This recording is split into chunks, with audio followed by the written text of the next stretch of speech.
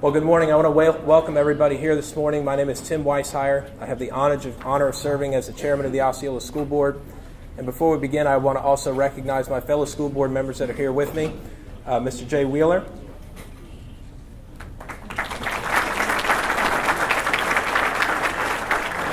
Mrs. Barbara Horn.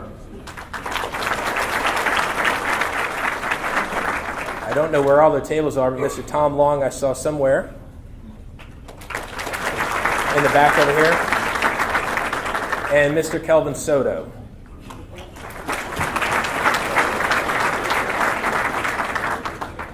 We're obviously honored to have all of you here today, and I want to also just take a moment. There's other elected officials in the room.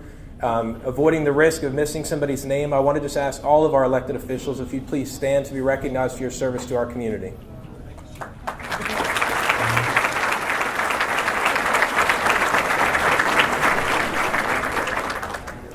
Well, we have great things in store for us this morning. I would tell you that the state of education in Osceola County is doing well. We're heading in the right direction.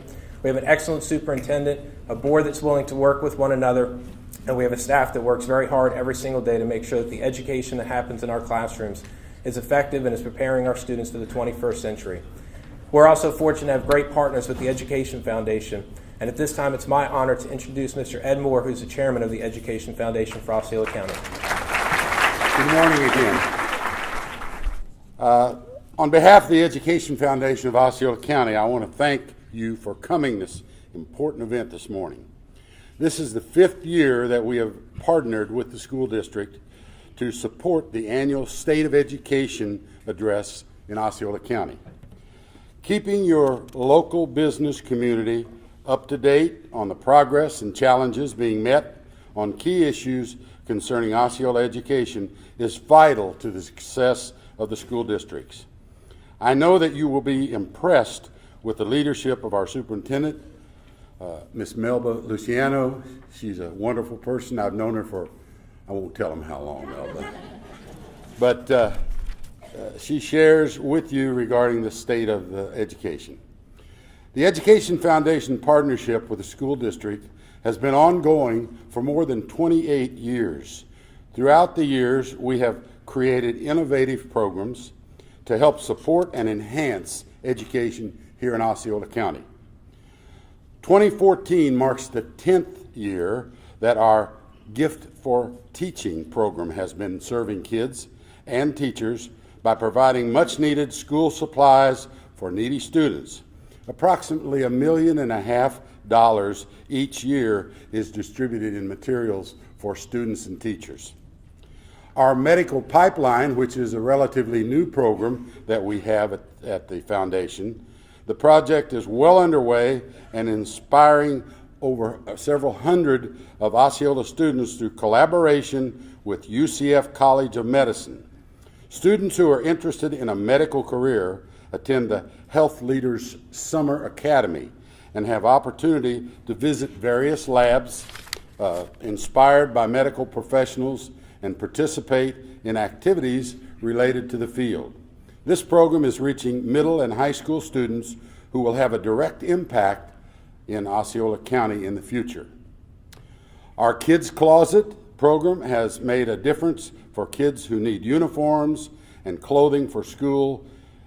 Through the generosity of many, we have provided clothing to over 2,000 students since the beginning of the program in 2011.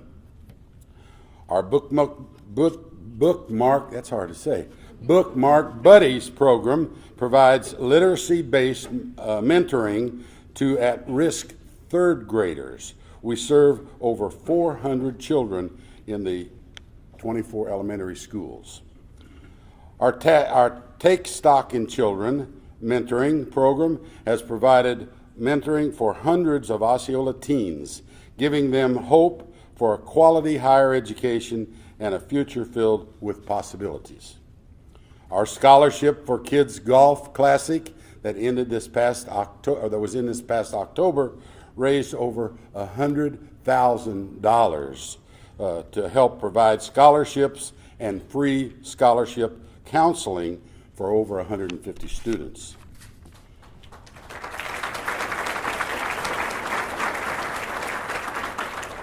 In addition to honoring Osceola's Teacher of the Year and School-Related Employees of the Year, the Education Foundation will be hosting and sponsoring the annual Education Awards March 14th.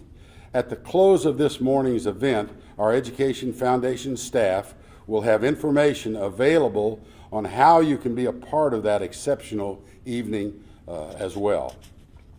Once a month, the Education Foundation hosts a program that we call Passport to Programs. And what this is a tour of our office. It is free. It is an interactive event with good food. You will find out how much our organization does to support and enhance Osceola education. Our staff members, again, will be available at the close of the program to tell you more about that or give you some information about it as you leave. Everything we do is made possible by the people with a heart for children, for those who educate them, because of those in our community who practice generosity toward that end. There are volunteer, mentors, scholarship donors, corporate sponsors, grant funding, and many other examples of the generosity that help us do what we do. Our board of directors is made up of 40 members who volunteer their time, talents, because they believe in our mission and on our qualified staff.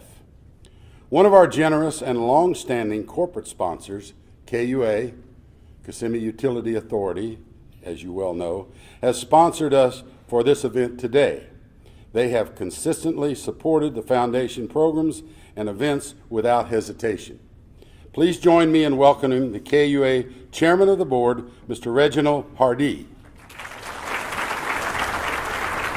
Good morning. I can't hear you. Good morning. Good morning. I say a big thank you to all educators for your continued contributions to our everyday lives. This includes all of our wonderful teachers, administrators, and elected school board officials for your hard work and endurance for the cause. Be it the lessons of the past, the classroom settings of today, or educational sessions of the future, each day we awake is an opportunity to grasp more education. As I think of the potential obstacles faced in providing quality education, funding seems to be most prevalent. Our school district should not have to go to drastic measures to just meet bare minimum needs. Acquiring funding should not overshadow the goals of producing career-ready professionals, preparing students for college, and attacking the nation's dropout epidemic. Kissimmee Utility Authority, and let me recognize my board of directors with me. I have Kathleen Thackert. Would you wave your hand there, please, Mayor? Ms. Ethel. And I saw Dr. George Gansmore. There you go. Hey, sir. We are sensitive to the educational economic necessities of the school board.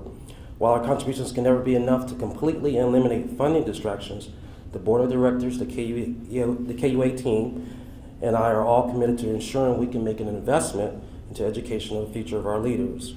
Our employees are actively involved in volunteerism and embrace every effort to make a difference in the classroom. We thank the Education Foundation of Osceola County for hosting, as well as we thank you for an opportunity to sponsor today's event. And we look forward to future partnerships to come. Thank you. First of all, I want to say thank you for coming today. It's dreary outside, but it sure is sunny in here, I can tell you that. And to look out into the audience, to be able to look to the right, left, and all the way back there, it's very different from last year, where now we have, and I can see the passion that all of you have for our district and for our education. So thank you to KUA, and I'll be saying thank you to many of you as I walked around and had conversations with you. But before I really begin, I want to introduce you to my leadership staff. If you would just stand. Come on. You know who you are. All right. Thank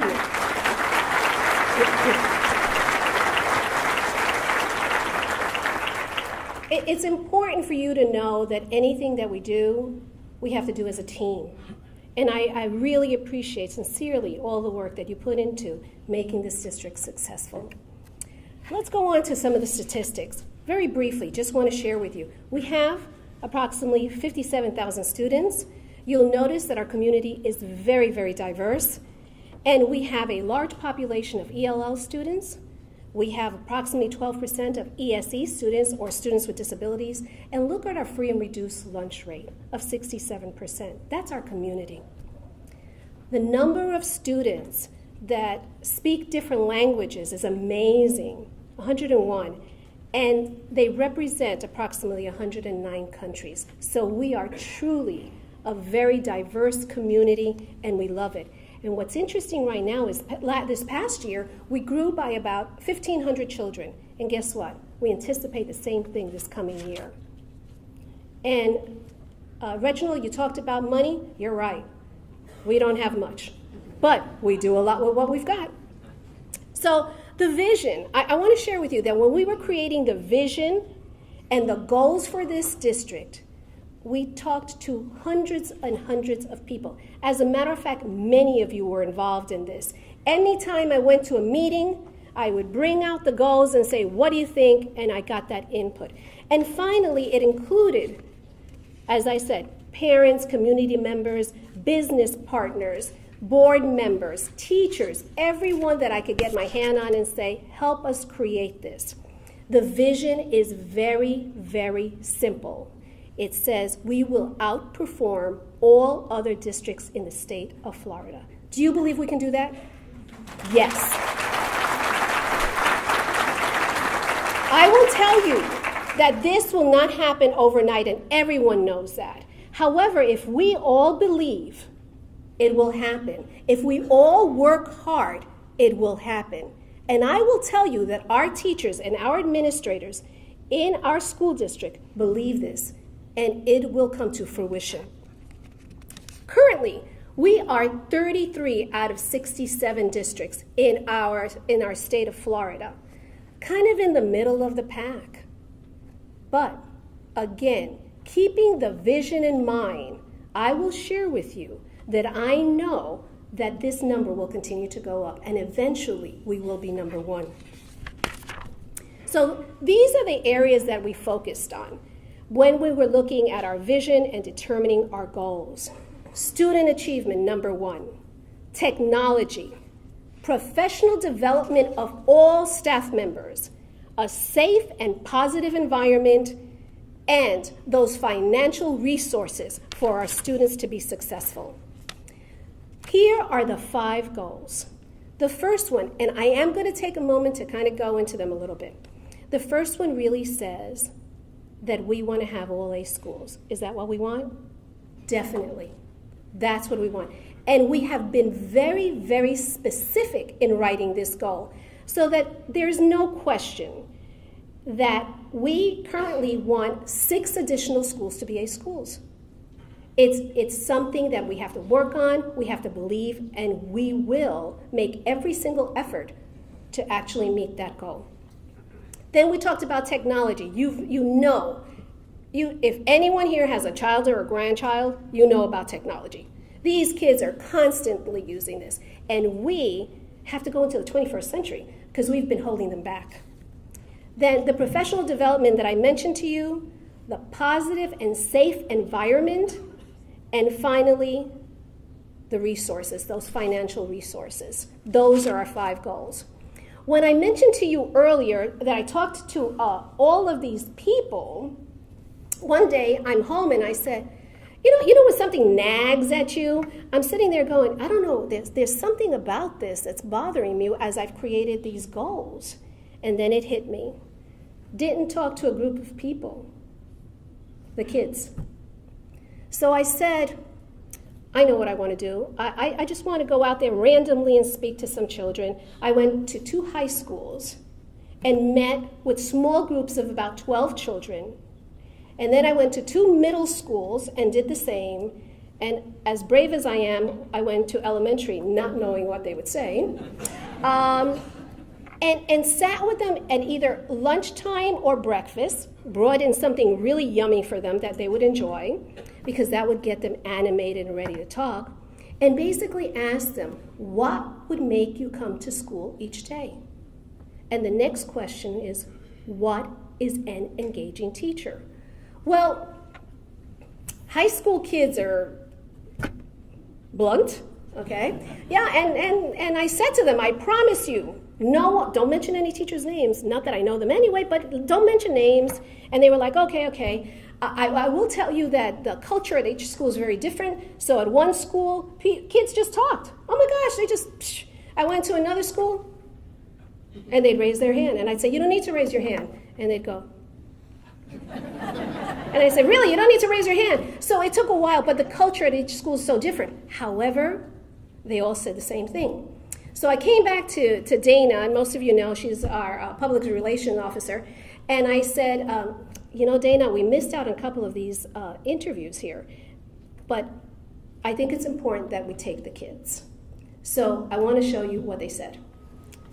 You could imagine how I felt when I spoke to those children. I was truly overwhelmed. I learned so much from them because of their honesty. And I thought to myself, how do I go about sharing this information with the teachers? They need to know. So I had a struggle. I had to decide, am I going to share this with them and verbalize it to them? And I said, no, it'll never come across the same way.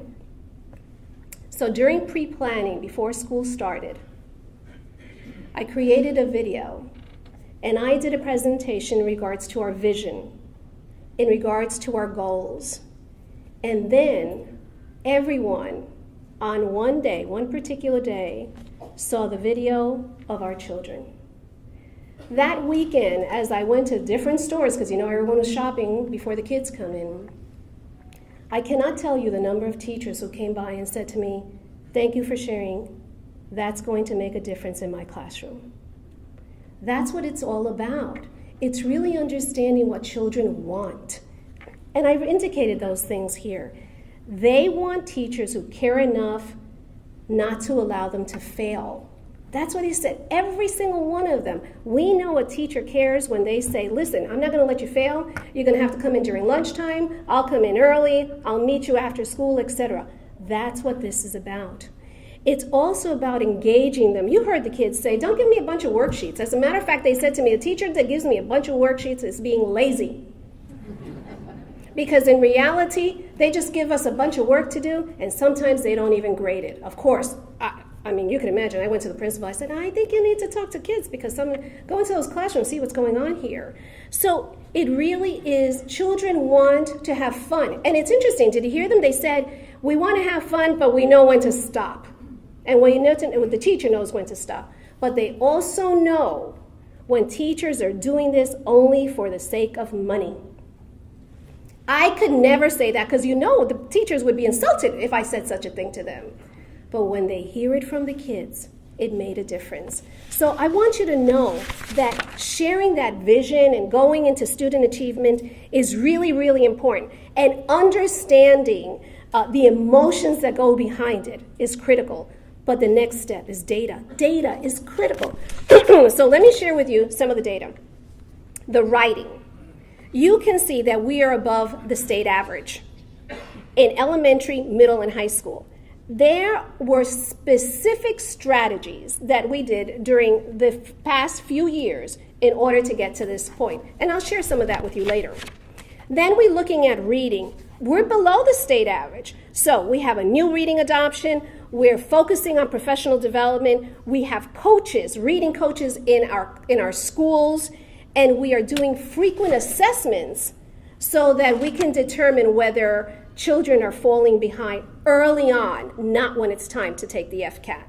We notice the same thing in science. Science, we also have a gap, but we have science challenges. We focus on lesson planning, and we ensure that the grades before those, as an example, 5th grade takes the science test, we have to ensure that 3rd and 4th grade teachers are doing an excellent job when they're teaching their science, so the children can be prepared in 5th grade, because it's not fair to that 5th grade teacher to try to do it all on their own. And then we looked at math and said, oh my gosh. I will tell you, I brought in the team immediately when I looked at the staff, and I said, across the board, we're not doing well in math, and this has been going on for years.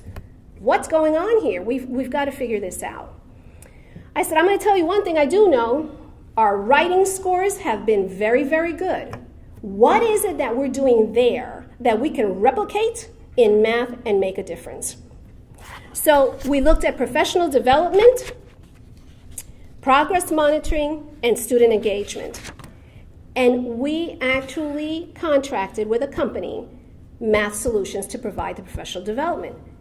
Now, it's not just going out there and doing a little bit of training and walking away. That never works. We figured that out long ago. But it's really succinct and systematic. So actually what happened was the consultants and administrators went out into classrooms, observed, and came back and said, we're seeing patterns, good patterns, and we're seeing deficiencies. Now we have to create a plan. Created a plan, and then actually went out and worked with the teachers, observed teachers. Teachers had an opportunity to observe consultants in their own classroom, because this is what we've also learned. Teachers will say, sure, that works for you. You don't have my kids. Well, guess what? When the consultant walks in and has your kids and it works, that sets a tone. So this was really, really important to us, and that's what we have been doing and will continue to do. We are working 2nd through 8th grade, but are expanding it into kindergarten and 1st grade and into our high schools. So I want to show you what's happened. We started looking at some more frequent assessments, and we tested, as you can see, 2nd through 8th grade. And the first one was in August, and you can see what the scores. This is proficiency, where we're saying the kids are at grade level. And we said, well, not too bad, it's okay. However, then look what happened in November. You see the increase? That's what we're looking for. Children are currently taking the test this week and next week, and we will have the results later on. But if we continue doing what we're doing, there is no doubt in my mind that our math scores will go up. That is the expectation. Now, I want to go back in time just a little bit with you, because we've already spoken about professional development and progress monitoring. I want to talk about engagement, and I want to take you back in time.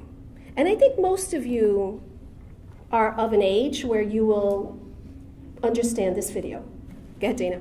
I want you to do me a favor. In front of you is a yellow piece of paper. It says question 1. I'm going to give you 1 minute to answer it by yourself. No collaboration, please. Okay, obviously you are a very accelerated group, and you have the answer. Great. 2 things I want to share with you. One of them, you probably were able to do it quickly on your own, and this was a type of FCAT question that a child would have had 3 years ago. Okay? All right, flip your page. Question number 2. Read this, and then collaborate with someone next to you. I'm giving you 2 minutes. Okay, class, may I have your attention, please? I know that you're having a good time collaborating with your partner and trying to solve this problem. Now, while you were sitting at the table, I'm just wondering, did anyone have a different way of solving the problem than the other person next to you? Was that a yes? I heard a lot of laughing, so I don't know what was going on out there. Was the problem harder? Yes, right? Multiple questions, right? These are the questions that our children have today for FCAT. Do you know how much time they get for this one? 2 minutes. Do you know what grade level this is? 3rd. So, now you get it.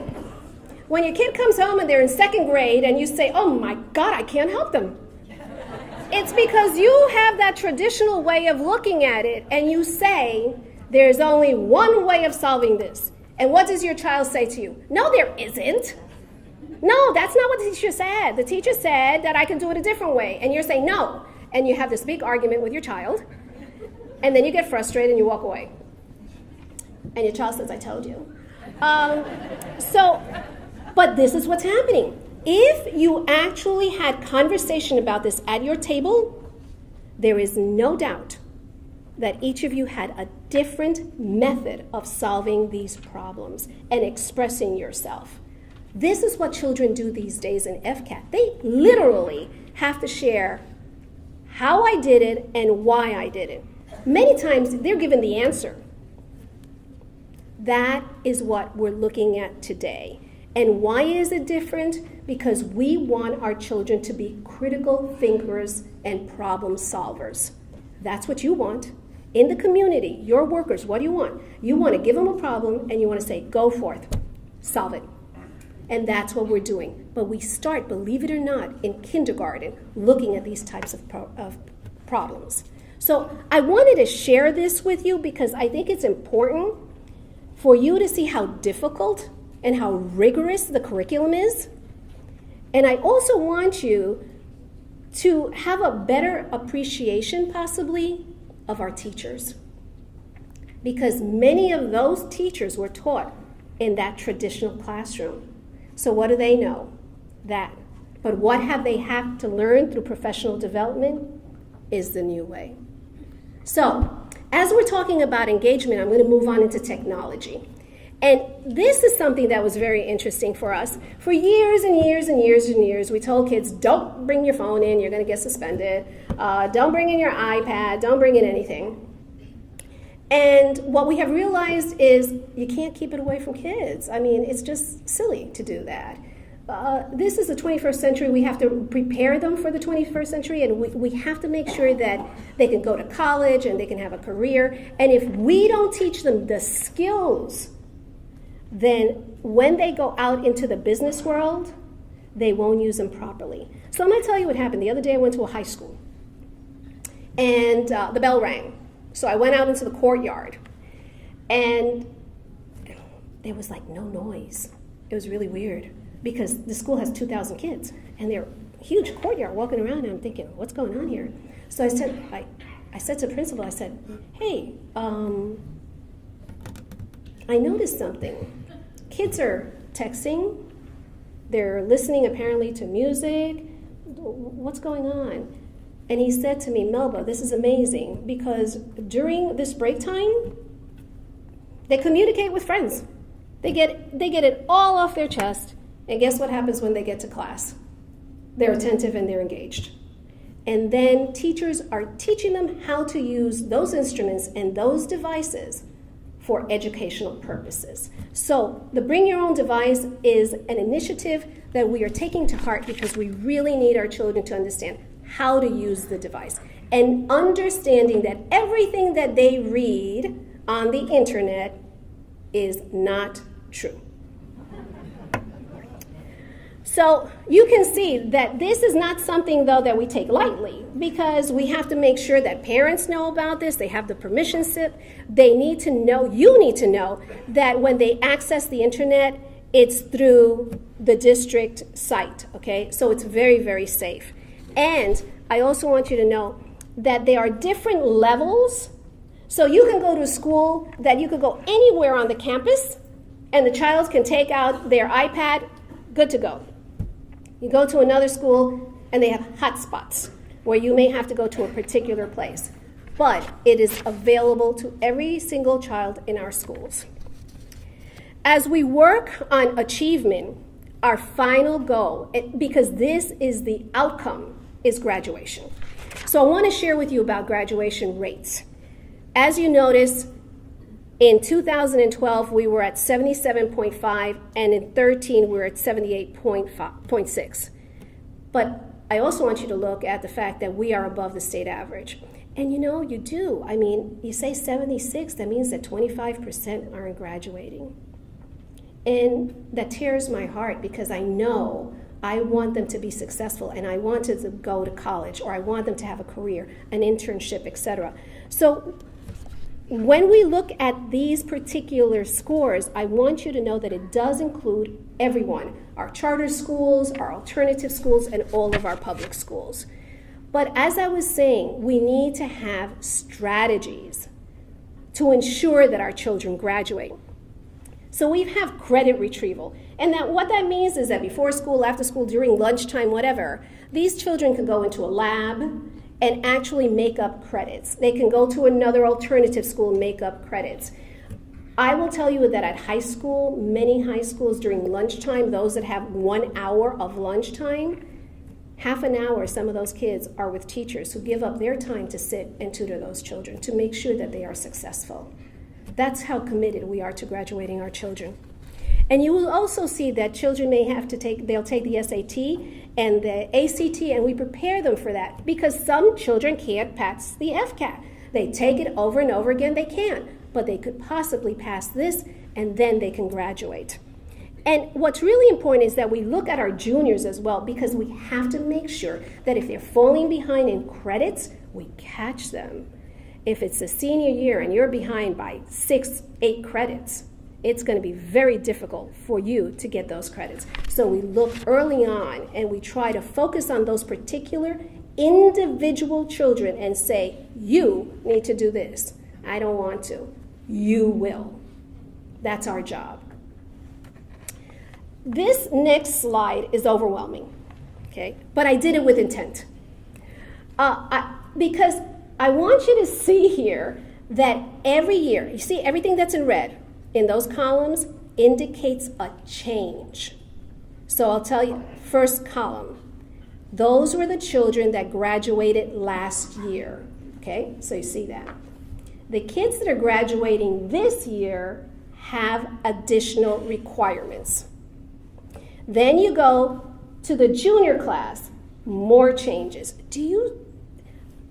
Can you imagine what a guidance counselor and administrators have to go through?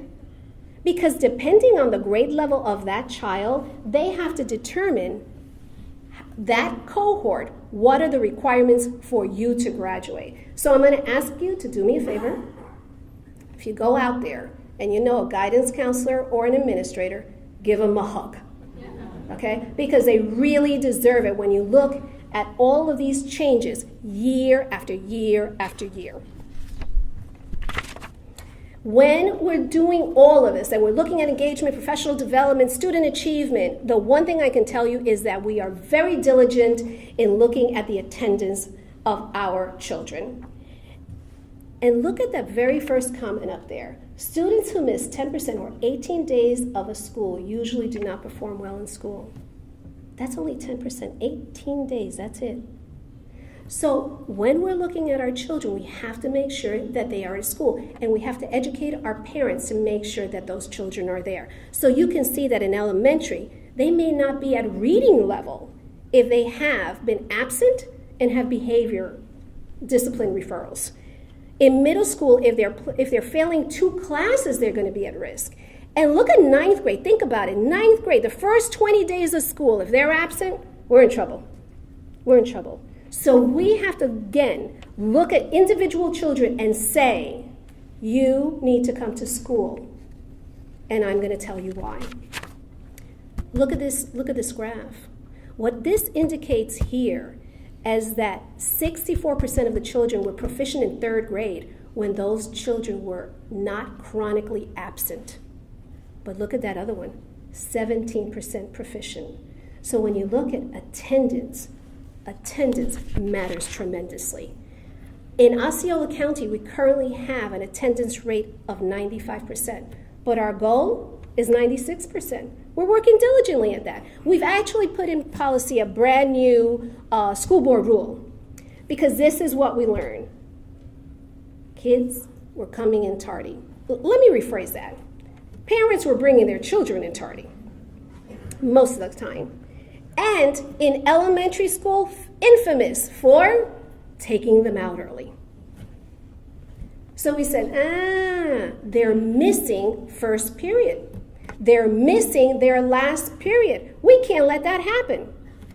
So we came up with a new policy, and we're saying if you've got 5 of those days, that's going to count as an unexcused absence. And you know what? We're letting parents know. We take this very, very seriously. We call out parents. We let them know your child is absent. We've added a social service liaison. We're constantly talking to parents. And for the extreme, because there are some that are extreme, we have partnered with Circuit Judge Keith Karsten. And that's to determine how bad the truancy is, okay? So now I've talked about all of that, and I'm going to go to what Reginald mentioned earlier about money. It appears as if we have a lot of it, $790 million. But I want you to look at the next slide. That is amazing. I want you to know that 87% is used for our classrooms. Curriculum resources, transportation, and technology. That's it. That's the chunk of our budget. And then that little operational one, food services, maintenance of our facilities, and the other is school board and central office services. So you can see that the vast majority of our money goes right into the classroom for our teachers and our personnel and resources for our schools. And then I want you to look at this one, because in reality, that blue line there, that's the trajectory, okay? That's the way we should be getting money. We should be up to about $4,500 per student. But you know where we're at? At the same amount that we were in 2006. And yet, let me share with you, we have not closed a school, we have not laid off a single person, and we haven't cut any of our athletics or art programs.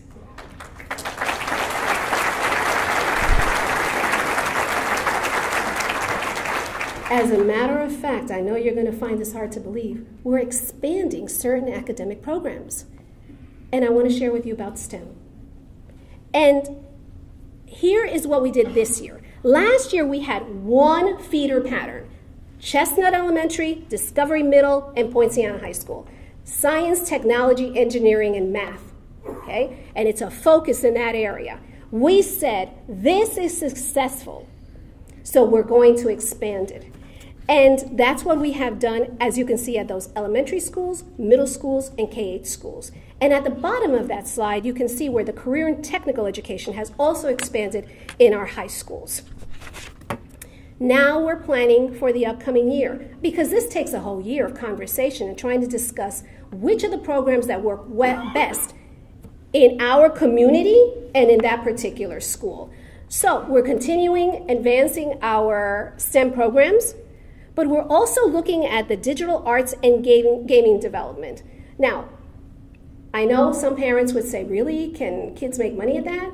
Ooh, good living, let me tell you. Because if you go to any store, you're going to find those games. We're looking at a partnership with Carnegie Mellon University and EA Sports. Now, that's a big deal. And we intend to make sure that that program is successful. Our business academy, as we're looking at that, we're looking at Junior Achievement to partner with us. And they have already said, yes, we want to help you. Cambridge International Program. It is a program similar to our IB program. And that will start at one other school. And again, looking at the expansion, does this cost money? It sure does. But we have to do what is best for our children. And the last bullet there says TECO East and West. We're expanding our technical education center that we currently have on Simpson Road to St. Cloud and Poinciana.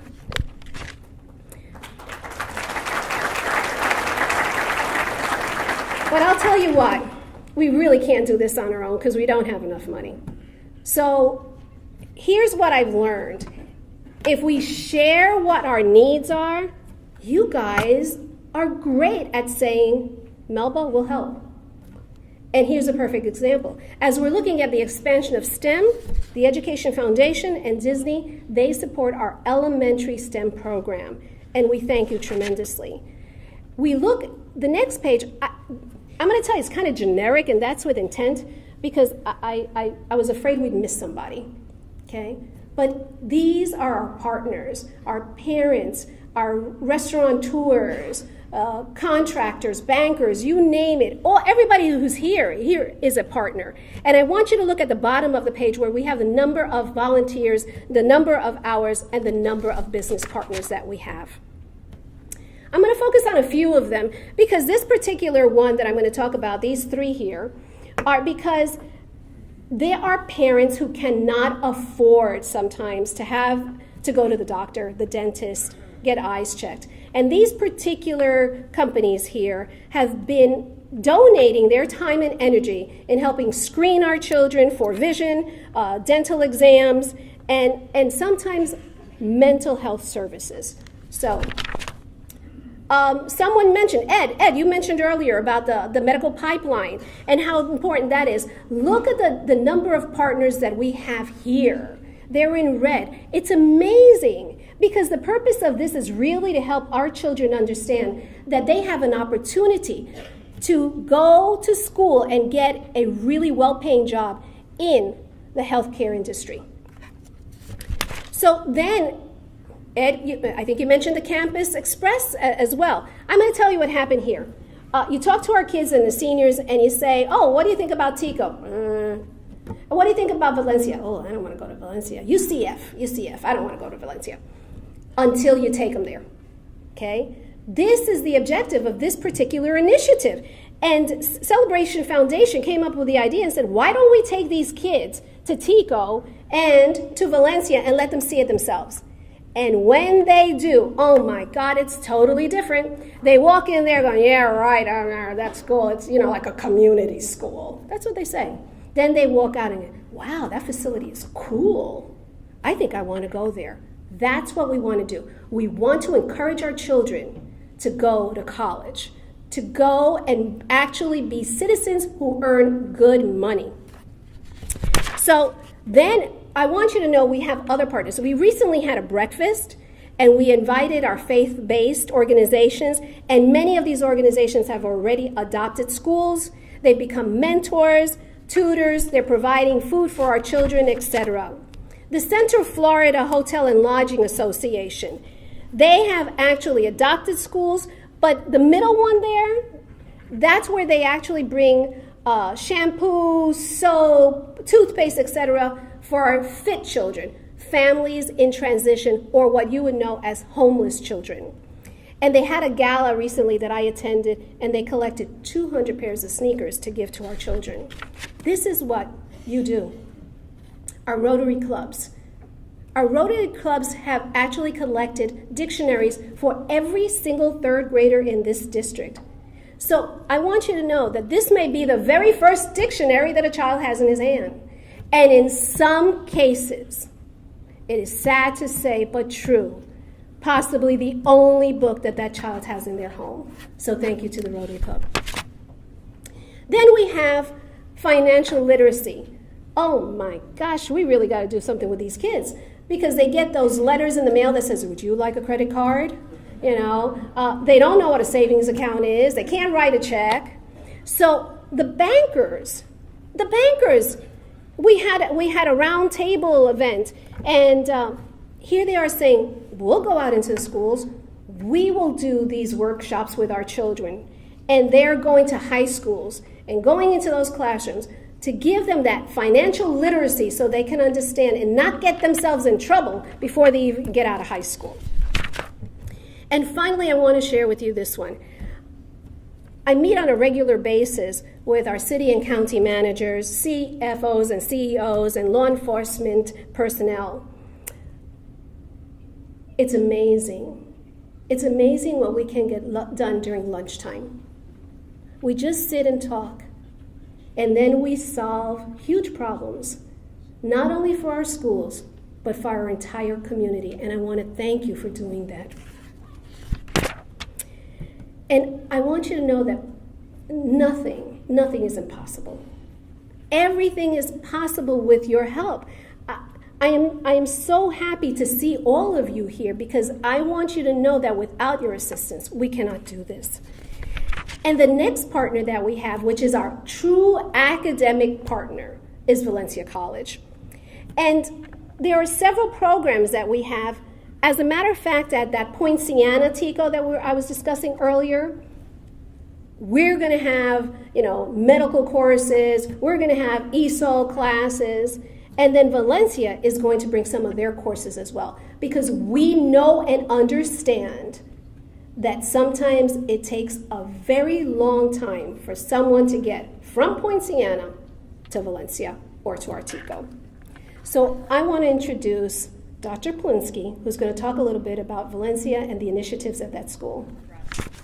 This time last year, we were celebrating the opening of Building 4 at the Osceola campus. It just happens to be the largest building of any of Valencia's campuses. It's 150,000 square feet in size, with 10 science labs, 18 classrooms, a state-of-the-art library and tutoring center, and a full UCF regional campus. And a year later, we're still excited about that growth. But we're also very excited about growth that you can't see. And that's truly the growth with our partnerships with the district, with the Education Foundation of Osceola County, as well as with UCF. And we are working hard to develop a well-aligned and seamless educational system for our students, from pre-kindergarten all the way through graduate school. A few facts about the Osceola campus. In fall of 2013, we served over 10,000 students at the campus. We have a few more female students than male students, but that's fairly typical for college, and particularly community colleges. The median age of our students is 20 years old. You'll see that 2/3 of our students are actually between the ages of 18 and 24.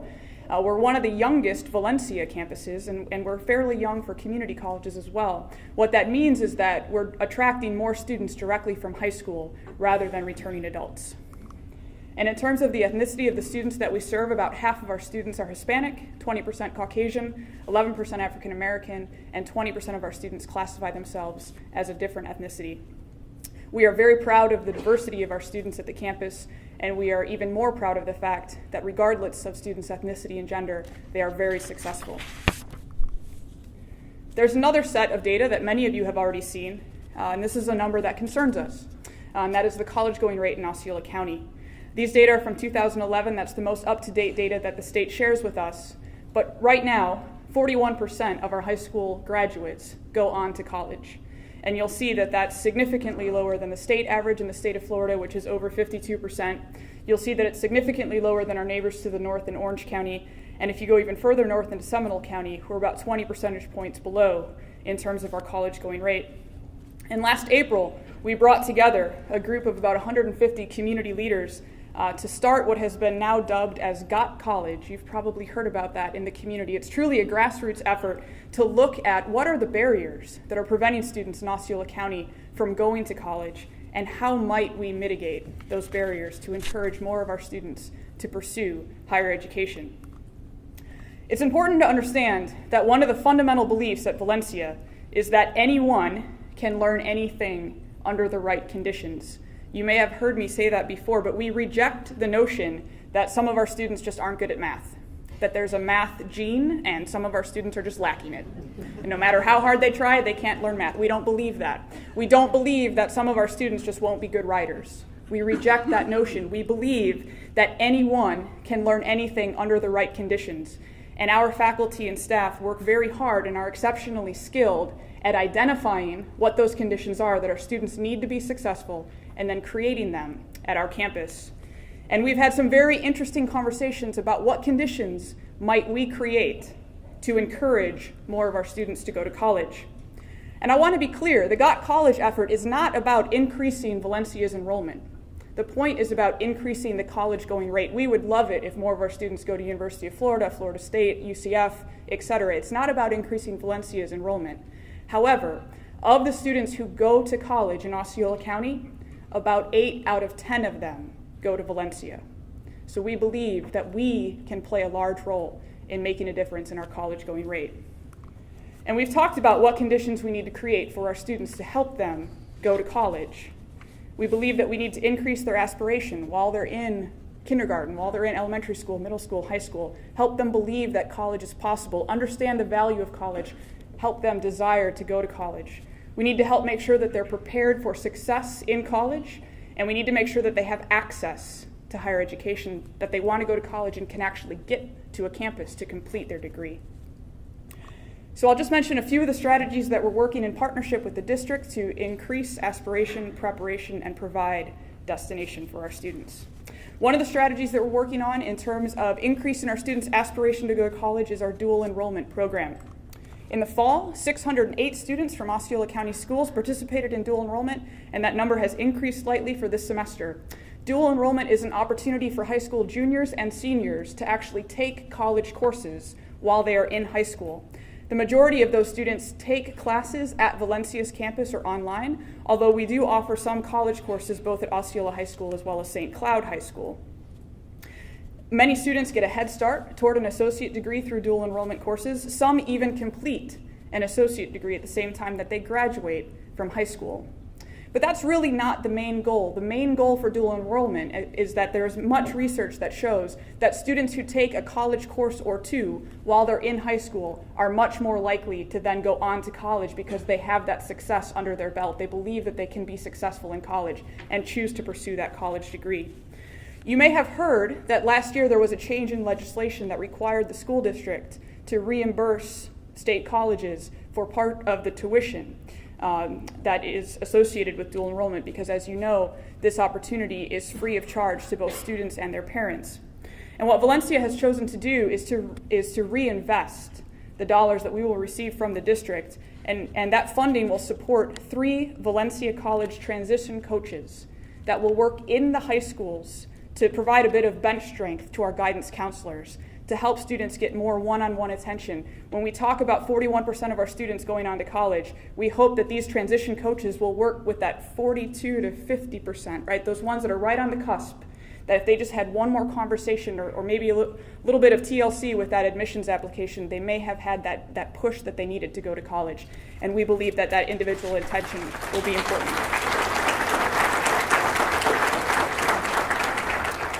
We are also planning to reinvest some of the dual enrollment dollars to provide scholarships for our REACH program. The REACH program is a special program at the Osceola campus which serves students who require developmental coursework in all 3 areas of reading, writing, and math.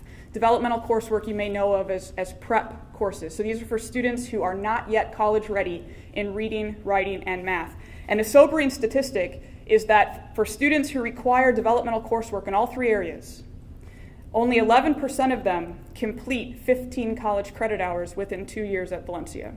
That's 5 courses. Only 11% successfully complete 5 courses at Valencia in 2 years. Students in the REACH program have a 73% chance of completing 5 college courses in 2 years. So we have an amazingly successful program with our REACH program. The challenge, of course, is that legislation has once again changed, and Valencia is no longer allowed to require students to take a placement exam, nor are we allowed to require high school graduates to take developmental coursework. Now, as you know, that doesn't mean that students don't need developmental coursework. We just can't require our students to take the coursework. And so this really put our REACH program at risk, despite its success. And because we have such great partners with the school district, we are going to offer 50 scholarships, and we're going to ask high school teachers and guidance counselors to select the students for us to participate in that program. So if a high school teacher knows of a student who might just benefit from a bit more developmental coursework but wants to go to Valencia, they'll be able to select that student as a REACH scholar. We're doing many things to make sure that our students coming from the Osceola School District are prepared. But one of the things that I'd like to point out is that we actually applied for and received a $10,000 grant from the Florida College System Foundation for Valencia faculty members to work with our high school English teachers to take a look at the high school English curriculum and review it and revise it to help make sure that students who complete the English sequence in high school are best prepared to be successful in English Composition 1 when they attend Valencia. So we're very excited about this possibility, and we'll be working on this throughout the spring. And in terms of destination, we know that many of our students rely on public transportation to come to either TICO or to Valencia, that they don't have access to their own car.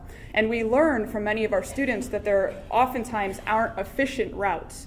And so we've worked with the Osceola County Commission, and in particular Commissioner John Quinones, the county is actually providing funding to expand the Lynx route from Buenaventura Lakes to Valencia as well as to TICO. The Lynx buses were turning right on Boggy Creek and not going down Simpson Road, so you couldn't get to TICO from Buenaventura Lakes, but now you can. And they've also extended the hours of the route as well. We've been told that Lynx expansion is a pilot, and if it works well, there's a possibility of expanding that service to Point Siena. And speaking of Point Siena, you may have heard the news that the Department of Education has approved Valencia's application for a new campus in the Point Siena area. And I'll show you a map that I found quite interesting. If you look, this is a little bit difficult to understand, but the 5 diamonds are Valencia's current campuses. The purple dots represent the zip code of students attending Valencia, and you'll see that the majority of students are within a 10-mile radius of an existing Valencia campus. You'll notice, however, there's a significant cluster of students in the Poinciana area, and they fall outside of what we're calling the service area of the Osceola campus. They're more than 10 miles away from the Osceola campus. It comes as no surprise, then, that the 2 high schools in the Poinciana area have the 2 lowest college-going rates in Osceola County, and we believe that that is significantly related to the lack of access for students in that region. So this week, we will be sending out a request for proposals for potential sites for a Valencia campus in the Poinciana area, and we will be working throughout the year to develop the academic program plan for the campus, making decisions about what degree programs will be offered at the Poinciana campus, as well as some continuing education opportunities. And finally, wanted to mention briefly our UCF regional campus at the Osceola campus. If we are honest with ourselves, when students dream of going to college, that dream usually is a bachelor's degree. It's most likely not an associate degree that our students dream of. But our partnership with UCF has changed the value proposition of an associate's degree for our students.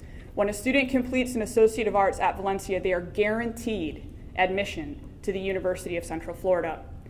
And yes.